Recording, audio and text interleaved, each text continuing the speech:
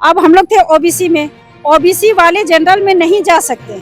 क्यों नहीं जा सकते हैं? इसका मैटर है कि आप 60% से पास नहीं किए हैं तो आप जनरल में, हाँ जेटेट में आप 60% नहीं पास हुए तो आप उसमें नहीं जा सकते। और भूख हड़ताल करेंगे और हम लोग अपने प्राण को इस सरकार की नीति के आगे अपने जान को भी समर्पित कर देंगे। है वो सर हमारे 2-3 साथी जो हैं वो सदमे में पहुंच करके और वो डेथ कर गए सर। और मैं बता देना चाहता हूँ, टीचर है क्या? नहीं सर मैं प्राइवेट टीचर हूँ। 16 में तो उसमें बकायदा साफ लिखा हुआ था कि ओबीसी कैटेगरी 45% में पास है, तो अपने जो भी है सब 45% से ऊपर ला करके रखे हुए अपने सारे पास है। तो पास है तो फिर आप तो लिखे हुए सीधी सीधी नियम में कि जेटेट एक हारता एग्जाम है, इसमें आपको सिर्फ पास होना है। हम जेटेट में पास है, फिर आप जो कंडीशन लगा दिया जाए। अभी 2023 में आप सहायक आचार्य का नियमावली निकाले, उसके बाद आप एग्जाम लिए, एग्जाम के साथ हम लोग पूरा एकदम आधार पे हम लोग पास हुए हैं। पास होने के बाद आप डिग्री ले लिए हैं। हेमंत सोरेन से मिलने का कोई आस नहीं नजर आ रहा है सर। उनसे मिलने के लिए आवेदन दिया? हाँ, मिलने के लिए कि हम लोग अपनी बातें को रख सके कि हम लोग का क्या गुनाह है सर, कि हम लोग को मतलब सक्सेसफुल डीबी हुआ, जिला काउंसलिंग भी सक्सेसफुल हुआ, तो उसके बाद हम लोग को बाहर किया जा रहा है। आप लोग पास हो चुके हैं? हाँ सर, हम लोग को जिला काउंसलिंग भी हो गया था, हम लोग को जिला में भी हम लोग का आवंटित हो गया था सर। 1 to 5, 6 to 8 6 to 8 भाषा का है सर, हम मेरा हिंदी सब्जेक्ट है। जान गया कि इधर से पास है, अब फेल है। बिल्कुल बिल्कुल सब जो है शब्दों अब खुशी का माहौल था सर, मिठाइयाँ बटी। अब जो है से कि इस खुशी के माहौल में ये गम में बदल दिए सर। हमारे साहब है वहाँ कहते हैं भागे यहाँ से, जैसे हम लोग कोई आतंकवादी हैं सर। हम लोग मुख्यमंत्री आवास के पास हैं और जितने भी सहायक आचार्य के अभ्यर्थी लोग हैं मुख्यमंत्री आवास आए हुए हैं। आप लोग जान रहे हैं कि 26,000 एक पोस्ट की बहाली में 9-10 हजार एक तरह से नियुक्ति मिल रहा है या फिर उसका बहाली हो रहा है। अब बाकी बात जितना सीट है पूरा खाली है, उसको लेकर तमाम जितने भी सहायक आचार्य के अभ्यर्थी हैं कहीं ना कहीं नाराज चल रहे हैं। जेएसएससी कार्यालय हो या मुख्यमंत्री आवास हो या विधायक मंत्री पास, सबके पास जा रहे हैं पर कहीं से कोई समस्या का समाधान नहीं एक तरह से मिल रहा है। आज तमाम लोग मुख्यमंत्री आवास आए हुए थे, मुख्यमंत्री से मिले नहीं मिले, क्या बातचीत हुई, पूरा मामला को हम जानने का प्रयास करते हैं। क्या कहिएगा सर? हम लोग ये कहना चाहते हैं कि हम लोग पिछले सैटरडे भी आए हुए थे, एप्लीकेशन भी सबमिट किए हैं, राजभवन भी गए थे सर, हम लोग वहाँ भी सबमिट किए हैं। उसके बाद हम लोग बाय पोस्ट भी बहुत स्टूडेंट हम लोग मंत्री लोग को किए हुए हैं। उसके बावजूद भी हम लोग को हेमंत सोरेन से मिलने का कोई आस नहीं नजर आ रहा है सर। उनसे मिलने के लिए आवेदन दिया? हाँ, मिलने के लिए कि हम लोग अपनी बातें को रख सके कि हम लोग का क्या गुनाह है सर, कि हम लोग को मतलब सक्सेसफुल डीबी हुआ, जिला काउंसलिंग भी सक्सेसफुल हुआ, तो उसके बाद हम लोग को बाहर किया जा रहा है। आप लोग पास हो चुके हैं? हाँ सर, हम लोग को जिला काउंसलिंग भी हो गया था, हम लोग को जिला में भी हम लोग का आवंटित हो गया था सर। 1 to 5, 6 to 8 6 to 8 भाषा का है सर, हम मेरा हिंदी सब्जेक्ट है सर। ये बात है कि कंडिका 19 में ये दर्शाया गया है कि बताया है कि हम लोग उसके आधार से चले तो हम लोग को नियुक्ति जनरल कोटा में हो गया। अब हम लोग थे ओबीसी में, ओबीसी वाले जनरल में नहीं जा सकते। क्यों नहीं जा सकते हैं? इसका मैटर है कि आप 60% से पास नहीं किए हैं तो आप जनरल में, हाँ जेटेट में आप 60% नहीं पास हुए तो आप उसमें नहीं जा सकते। हम लोग को जिला काउंसलिंग करने के बाद हम लोग को रिजल्ट को फिर वापस मंगाया जाता है और फिर संशोधित रिजल्ट जारी किया जाता है, उसमें हम लोग को बाहर कर दिया जाता है। संशोधित रिजल्ट से पहले वाला में पास थे आप? हम लोग दोनों में पास, रिजल्ट आ गया था, सब में पास हुए हैं। संशोधित वाला में, संशोधित में हम लोग को बाहर कर दिया कि हम लोग का ये क्राइटेरिया को नहीं फुल कर रहे हैं कि हम लोग जनरल कोटा कैटेगरी में नहीं जा सकते।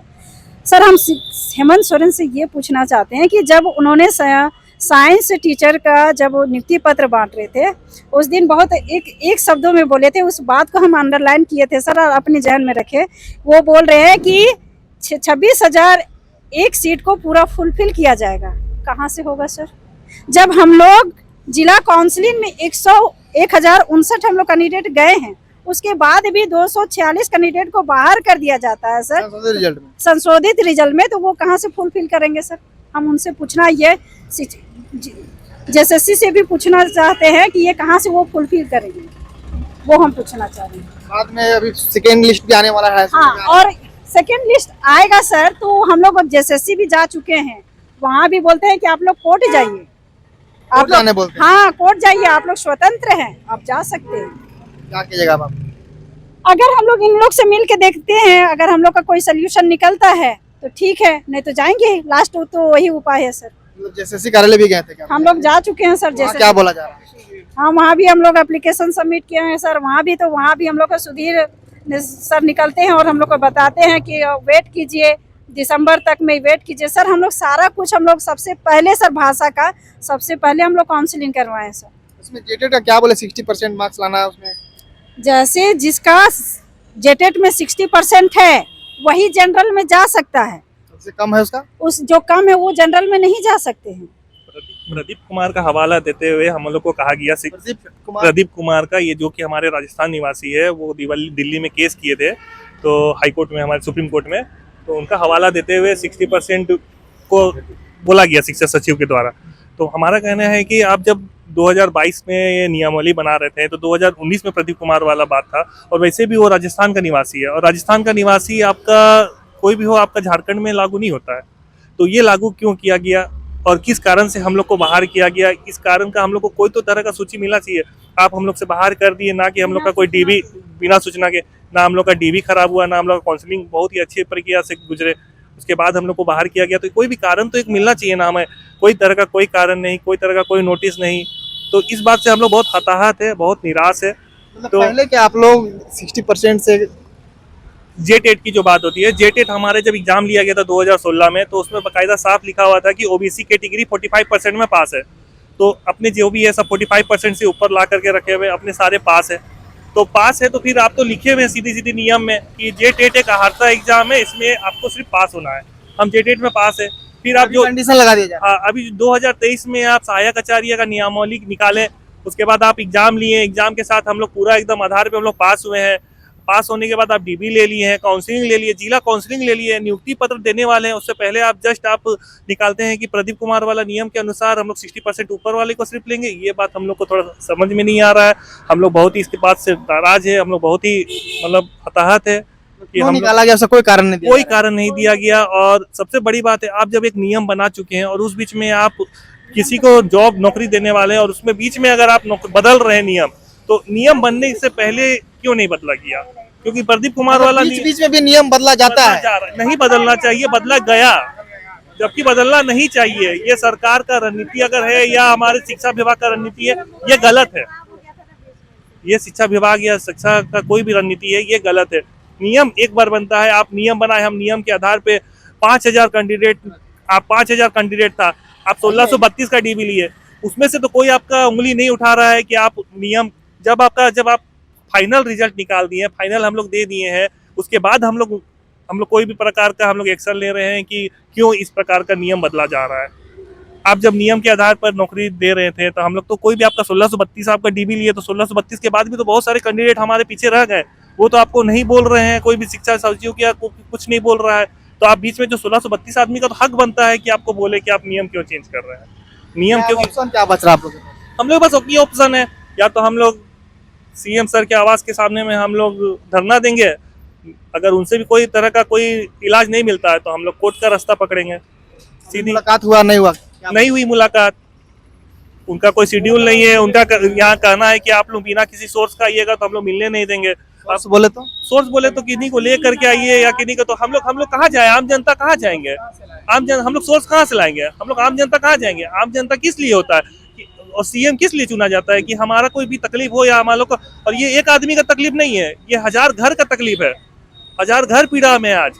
तो ये तो सीएम सर को सुनना ही चाहिए और देखना भी चाहिए। अभी हमारे मंत्री भी वही है, शिक्षा मंत्री भी, तो कम से कम इस बात में तो उनको गौर देना ही चाहिए। क्या कहिएगा सर?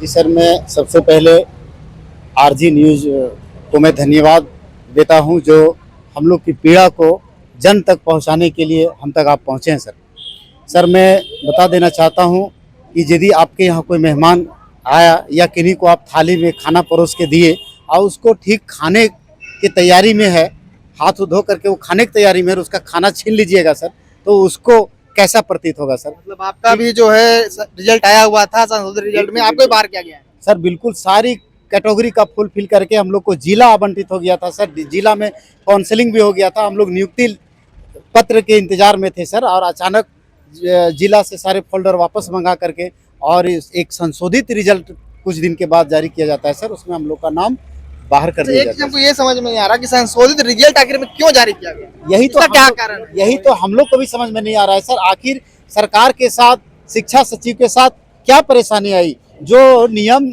13/2023 बनाया गया उस नियम के तहत जेएसएससी ने रिजल्ट प्रकाशित किया, उसके तहत डीबी करवाया, उसके तहत जैसे हम लोग को जिला आवंटित करके काउंसलिंग करवाया, लेकिन सरकार के साथ कौन सी परेशानी आ गई कि वो वापस किया। यदि वापस ही करना था तो हम लोग को शुरू में रिजल्ट क्यों दिया सर? हम लोग को उतना दुख नहीं होता सर। यदि शुरू में हम लोग बाहर हो जाते रिजल्ट से तो कहते चलो हम लोग के भाग्य में नहीं था, लेकिन हम लोग उसके सारे नियम को पालन किए, सारे कैटेगरी को हम लोग फुलफिल किए। हम लोग अब ये हम लोग के साथ साथ हमारे गांव में हमारे बच्चे, हमारे स्कूल के बच्चे जान गया कि इधर से पास है, अब फेल हुआ। बिल्कुल बिल्कुल सब जो है शब्दों में अब खुशी का माहौल था सर, मिठाइयाँ बटी। अब जो है कि इस खुशी के माहौल में ये गम में बदल दिए सर। हमारे 2-3 साथी जो हैं वो सदमे में पहुंच करके और वो डेथ कर गए सर। और मैं बता देना चाहता हूँ, टीचर है क्या? नहीं सर, मैं प्राइवेट टीचर हूँ, ननपारा हूँ सर। मैं बता देना चाहता हूँ आपके माध्यम से, अभी मैं सारे मंत्री, सारे जो हैं अधिकारी हैं, सबको हम लोग जो है एक लिखित आवेदन दे रहे हैं सर कि इस पर हम लोग के पीड़ा को समझा जाए, विचार किया जाए। और हम लोग झारखंड के मूल वासी हैं सर, हम लोग BC1 BC2 ST SC के वासी हैं सर, हम लोग कोई बाहरी नहीं है सर। और हम लोग को जब अपने राज्य में हम लोग को अपना आरक्षण नहीं मिलेगा सर, तो क्या दूसरा जगह मिल सकता है? और ये झारखंड में जो बाहरियों का राज बन गया है सर, यहाँ अफसरशाही बन गया है, ये कब खत्म होगा सर? यहाँ के जो मूलवासी हैं सिर्फ क्या वोट करने के लिए हैं सर? जब वोट का समय आता है सर तो उनको कहा जाता है हमको वोट दीजिए, हम आपका विकास करेंगे, आपकी हम चहुमुखी विकास करेंगे, आपके हर चीज को ध्यान में रखेंगे। लेकिन कहाँ चला गया सर वो? क्या बोला जा रहा है यहाँ पे? यहाँ से हम लोग को मिलने तक नहीं दिया जा रहा है। क्या बोला क्या जाता है? हम लोग को बोला जाता है कि अभी मुख्यमंत्री नहीं है, अभी चले गए हैं, वो दिल्ली चले गए हैं, वो चले गए हैं, ये चले गए हैं। और कह करके वहाँ जो गार्ड साहब है वहाँ कहते भागे यहाँ से, जैसे हम लोग कोई आतंकवादी हैं सर। हम लोग बोले होंगे ना, मान दिल्ली तो गए हुए हैं शायद, पता चल रहा था खबर में भी, तो बोले हुए ना परसों आइएगा, इस तारीख को आइएगा, मुलाकात करने के लिए। कोई सर बातचीत करने के लिए तैयार नहीं है सर।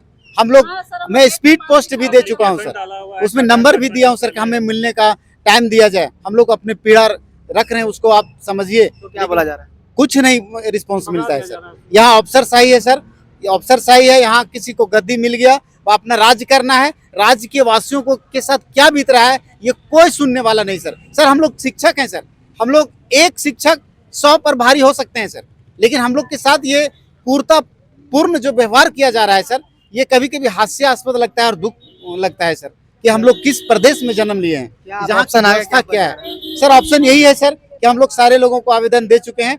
अब हम लोग एक जगह जमा होंगे और भूख हड़ताल करेंगे, और हम लोग अपने प्राण को इस सरकार की नीति के आगे अपने जान को भी समर्पित कर देंगे सर। ऐसा कहा बोल सर अब हम लोग पास ऑप्शन नहीं बचा है सर, उम्र भी निकल गई।